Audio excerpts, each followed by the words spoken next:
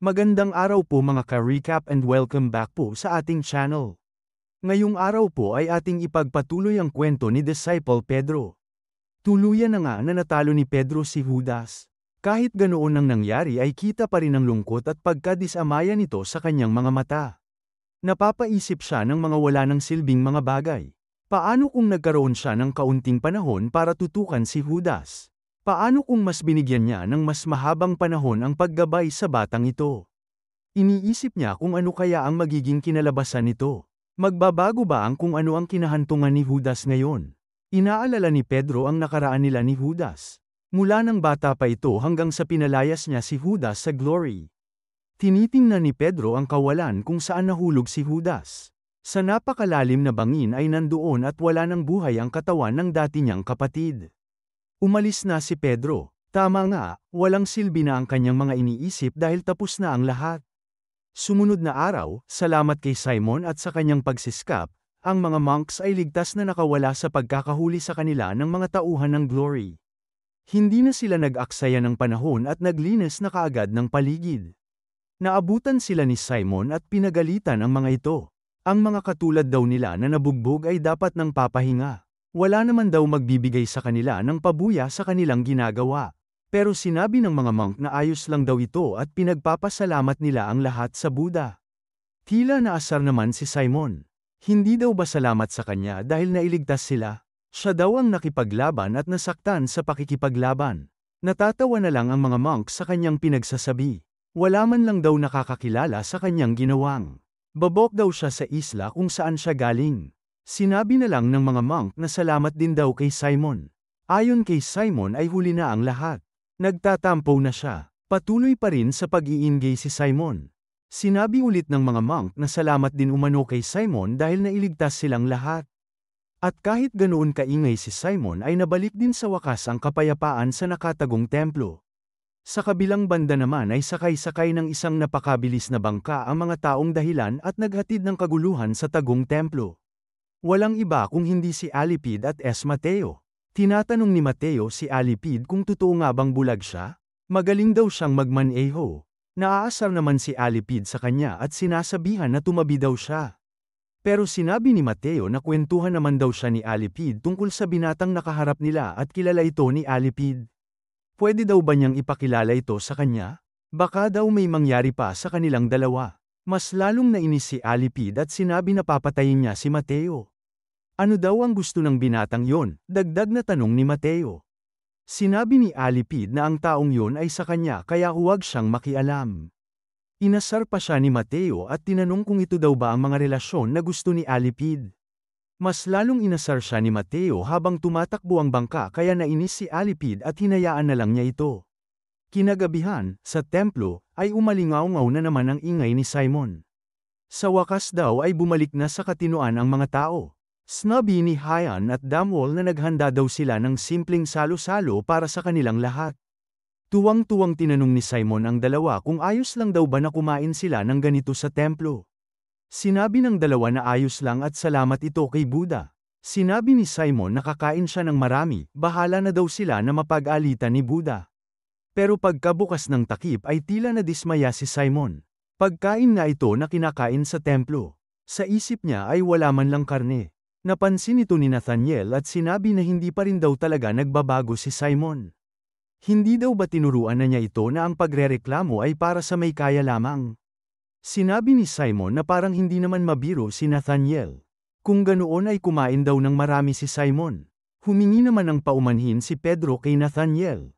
Dahil daw sa kanila ay natagpuan ng glory ang sekretong templo nila at magiging mahirap ta sa kanila. Sinabi ni Nathaniel na ayos lang daw ito. Kahit pa hindi sila dumatang, matatagpuan pa rin naman sila ng glory. At maraming templo siyang alam na pwede nilang pagtaguan. Umakbay naman si Simon kay Damwol at Hyan. Huwag daw nilang pag-usapan ang mga malulungkot na bagay. Mabuti pa ay ngumiti na lang sila. Walang bayad ang tumawa at ngumiti. Tumawa ng napakalakas si Simon pero tila tahimik pa rin ang lahat at siya lamang ang tumatawa. Sinabi niya na mukhang hindi na gumagana ang pagpapatawa niya nang maputol ang kanang braso niya. Sinabi ni Nathaniel na hindi siya nakakatawa kahit noon pa man. Bigla naman bumukas ang pinto at sumigaw si Thaddeus na ano daw ang amoy na ito. Nakakagutom. Namangha siya nang makakita ng pagsasalo-salo. Tinanong niya na ayos lang daw ba na kumain ng ganito karami sa templo. Maraming karne ang dapat niyang kainin dahil kakagising niya lang. Pero sinabi ni Simon na walang karne. Lumapit si Simon kay Thaddeus at sinabi na pareho daw sila na iniisip ng kanyang pamangkin. Tila naging malapit na ang dalawa sa isa't isa ATN nagbibiruan na. Bigla naman silang tinanong ni Pedro kung naaalala daw ba nila na kung kamakailan lang ay naglaban daw sila hanggang magkamatayan. Agad umupo si Thaddeus at kakain na sana pero pinigilan siya ni Nathaniel at sinabi na bawal pa siyang kumain ng matitigas na pagkain kaya lugaw lang muna ang sa kanya. Tila nalungkot si Thaddeus nang marinig ito. Habang kumakain si Thaddeus ay may napansin siya. Kanina pa niya daw nahahalata na tila parang mga estatwa ang dalawang monk na kasama nila. Bakit daw sila ganyan? Isa daw ba itong pagsasanay na parang estatwa? Sa isip ni Hayan ay di niya rin alam kung bakit daw sila ganito. Pero sinabi nila na sa totoo lang daw ay di sila sanay sa pagtitipon na ito. Ito pala ay dahil lahat ng mga kaharap nila ay mga disciple ng honor at glory. Pero sinabihan sila ni Thaddeus na ituring lang daw nila ito na parang bahay nila. Kumain daw sila at huwag mahihiya. Sinabi ng dalawang monk na dito sila nakatira at sila din ang nagluto ng mga pagkain. Pinagsabihan naman ni Simon si Thaddeus na hindi dapat ganyan ang pakikitungo sa mga tao. Napaghahalataan na walang siyang edukasyong pampamilya. Pareho lang naman daw sila saad ni Nathaniel kay Simon. Sinabi ni Thaddeus na hindi daw ba pareho silang lahat na walang edukasyon? Hindi daw alam ni Nathaniel kung matatawa ba siya o may iyak.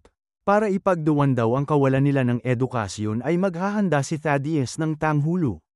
Walang saysay daw ang pinag-uusapan nila saad ni Pedro. Pagkatapos nilang kumain, sa gitna ng gabing yun ay pumunta si Thaddeus sa bubong para magmuni-muni at pagmasdan ang paligid. Bigla naman na dumating si Pedro at tinanong si Thaddeus kung nasaan na ang personalidad niya kanina na maingay mapagbiro. Tumabi si Pedro sa kanya at ngumiti. Sinabihan siya nito na kahit ganito ang itsura niya ay sa totoo, matanda na siya. Kaya naiintindihan ni Sungo kung may ilang si Thaddeus. Ano daw ang pinagsasabi niya tanong ni Thaddeus. Para kay Thaddeus ay wala daw siyang pakialam sa edad. Para sa kanya, si Sungo ay kanyang tunay na kapatid. Napangiti si Pedro at sinabi na natutuwa siya na marinig ito. Kaya simula ngayon ay maging komportable daw siya sa pagsisilita sa kanya. Pero totoo rin na galit siya kay Sungo noon sa Kowloon. Nagsinungaling daw kasi siya sa kanya. Sinabi ni Pedro na ginawa niya lang yun para maintindihan ni Thaddeus ang lahat. Wala siyang ibang maisip na paraan. Naiintindihan daw ito ni Thaddeus.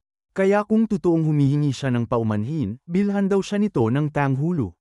Bibilhan daw siya nito ng 100 saad ni Pedro. Napatanong naman si Pedro kay Thaddeus kung bakit nandito siya na mag-isa sa itaas. Ayon kay Thaddeus, marami lang nangyari nitong mga nakaraang buwan. Inaayos niya lang ang mga bagay-bagay sa isip niya tungkol sa mga nangyayari. Ang taong pinakamumuhian niya, ay nagkataong tatay pala niya. At matapos niyang malaman ang napakalupit na sitwasyon nito, lahat ng ginawa niya ay para protektahan siya. Proteksyon mula kay Raphael. Hindi niya alam kung magagalit daw ba siya, o dapat daw siyang maawa.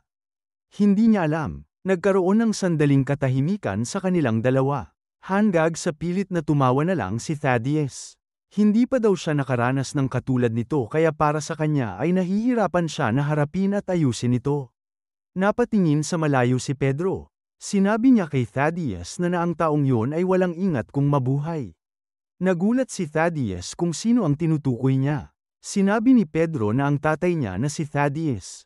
Malikot siya at kung ano-ano ang pinagagawa kahit sino man ang kasama niya. Napakaingay din ni Thaddeus. Kahit natapos na silang mag-usap minsan ay tila naririnig pa rin niya ang kanyang boses. Kung magkataon na magkaroon ng anak ang taong yon, siguradong alam na nila kung ano ang mangyayari. Napakawalang ingat niya sa lahat ng bagay. Napaka-immature din umano ni Thaddeus na umaabot sa punto na hindi na niya alam kung magiging ama ba siya o magiging kaibigan. Ganoon daw ka walang ingat at mapaglaro ang tatay niya.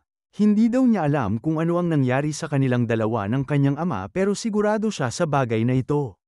Isa siyang kaibigan at kapatid na pinagsaluhan niya ng kanyang kaluluwa. At kahit pa ganoon kasiraulo ang tatay niya, pero isa rin siyang totoong tao. Tila namangha si Thaddeus sa sinabi ni Pedro. Paano daw niya nalaman ang nararamdaman ng kanyang ama? Ayon kay Pedro, wala siyang magagawa kung hindi ang alamin ito. Sumagi sa isip ni Pedro ang imahe ng batang si Hana. Ayon sa kanya, siya rin ay naging isang walang ingat na tao. Tumayo si Pedro at aalis na. Pero bigla niyang sinabi kay Thaddeus na pumunta daw siya sa malayong lugar kasama si Nathaniel at magpahinga. Hintayin daw nito hanggang kumalma ang mundo. Nagpasalamat si Thaddeus kay Kim Sun-gu. Ang mga salita daw niya ay malaking bagay para mapakalma siya. At dadating din ang araw. Sa hinaharap, kung sakaling magkita silang muli ng kanyang ama, sabihin daw nito sa kanya, na napagtanto na niya kung ano ang kanyang layunin sa mundong ito. At ito ay maglingkod gamit at kasama ang martial arts. Sumunod na mga araw ay umalis na sila Pedro at Simon pero tila nauna pang sumakay si Thaddeus sa kanilang bangka. Nagpaalam na din sila kay Nathaniel. Tinanong sila ni Nathaniel kung ano na ulit ang kanilang plano. Siguradong magwawala ulit si Raphael. Magiging maayos lang daw ba sila? Napaghandaan na daw ba niya ito?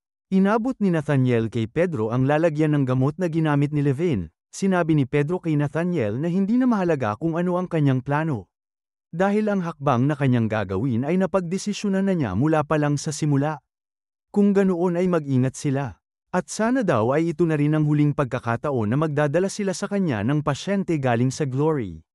Nagtataka naman si Simon. Sinasabi daw ba ni Nathaniel na hindi na sila magkikita muli? Kinindatan siya ni Nathaniel at sinabi na ang tinutukoy niya ay Glory, at hindi honor. Nagpaalam na si Nathaniel sa kanila at bumalik na sa templo kung saan naghihintay rin ang kanyang mga taga-sunod. Napangiti si Pedro at tila gamaan ang kanyang pakiramdam. Nagyaya na rin si Pedro na umalis at umuwi na rin sa kanilang tahanan. Sa kailaliman naman ng Pacific Ocean, tinatayan 500 meters na lalim nito, ay may isang submarine. Biglang nag-report ang isang tauhan sa submarine officer na may natanggap silang mensahe mula kay Raphael ng Glory. Hahanapin daw sila ni Raphael. Tumawa lang ang leader. Sino daw ba si Raphael sa tingin niya? Hindi daw siya makakapunta sa submarine na ninakaw nila. Kahit ang matandang Pedro pa na pinagmamalaki ng Glory, hindi sila makikita. Pero di pa rin mapakali ang tauhan na ito. Nakatanggap daw sila muli ng mensahe. Ano daw ang sinasabi nito? Nakalagay sa mensahe kung paano gumawa ng pepper Alfredo pasta. Tila nalito ang kanilang leader. Anong kalokohan daw ito? Sunod-sunod na mensahe ang natanggap nila na naglalaman kung paano gumawa ng pepper Alfredo pasta. Nagalit ang leader dahil anong kalokohan daw ito. Hanggang sa natanggap nila ang huling mensahe. Pinakamahalagang parte ng paggawa ng pepper Alfredo pasta ay lagyan ng nano pepper bombs ang pasta. Napatayo ang leader nang may narinig siyang kakaiba. Saan daw nang gagaling ang tunog na ito? Sinabi ng kanyang tauhan na mukhang sa tiyan niya ito nagmumula. Wala siyang magawa kung hindi ang mapamura. Sumabog ang bomba sa tiyan ng leader nila at damanak ang dugo sa paligid. Hindi sila makapaniwala at nagsimulang magpanik. Kailangan daw nilang bumalik sa itaas. Hindi pa nagtatapos, may nagpadala muli ng mensahe. Sinasabi nito na ang remora ay isang tipo ng rayfish na isda mula sa remora family. Lumalaki daw ito ng hanggang 130 centimeters. Umaabot daw sila sa lalim na 300 meters. Tandaan daw nila ito. Anong klaseng mensahe daw ito? Huwag na nilang intindihin ito at bumalik na lang kaagad sa itaas. Pero sinabi ng isang tauhan na kanina pa daw nakadikit ang mga remora sa kanilang submarine pero nasa 500 meters daw sila. Ibig sabihin ay hindi totoong remora ang mga ito. Ang nagpadala ng mga mensahe sa kanila ay walang iba kung hindi si Matthias.